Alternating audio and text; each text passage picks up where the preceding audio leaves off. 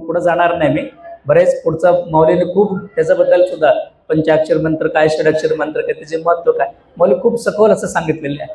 मग तो मंत्र कुठं बी ऐकतो ना, कुठं बी ऐकतो. ऐकलं की जप केले की साधना होते का? होणारा नाही. ते तुमच्या हिसाबमध्ये बसणारा नाही. म्हणून तुम्ही उपदेश घेतलं, गुरुमंत्र उपदेश घेतलं, तिथून जप करायला चालू केलं, तिथून तुमचा आकडा पडू लागलं. 1 2 तिथून सुरू झाला. मग तुम्ही वयाचं 70 वर्षात करून घ्या, 12 वर्षात करून घ्या, 20 वर्षात करून घ्या, तिथून तुमचं सुरू झाला अध्यात्माचा खरा प्रवास. नाही महाराज रिटायर झाल्यानंतर घेतो म्हटलं तर तुमचं शेवटचा टप्पा कमी होऊन जातो.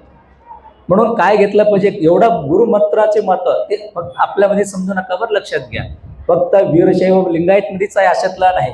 या भारत देशातला संपूर्ण आध्यात्मिक क्षेत्रातलं वेगळे वेगळे मत, वेगळे वेगळे पंथ, वेगळे वेगळे गुरु त्यांच्याकडे गेल्यानंतर तिथेही तेच आहेत. तिथेही तेच आहेत ना. कुठेही गेले तर तुम्हाला मंत्र उपदेशच घ्यावा लागते, ते गुरुकडूनच घ्यावं लागते. पद्धती वेगळ्या असेल, गुरु वेगळा असेल, मंत्र वेगळा असेल, परंतु मंत्र घ्यावाच लागतो ना. म्हणजे ह्या कलियुगामध्ये तारण्यासाठी काय पाहिजे? मंत्रच पाहिजे. म्हणून तो मंत्राचं धनी कोण असेल तर ते सद्गुरुनाथ आहे.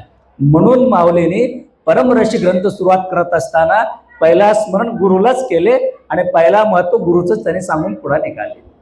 म्हणून ते सांगत असताना खूप सुंदर असं सांगतात. याच्यामध्ये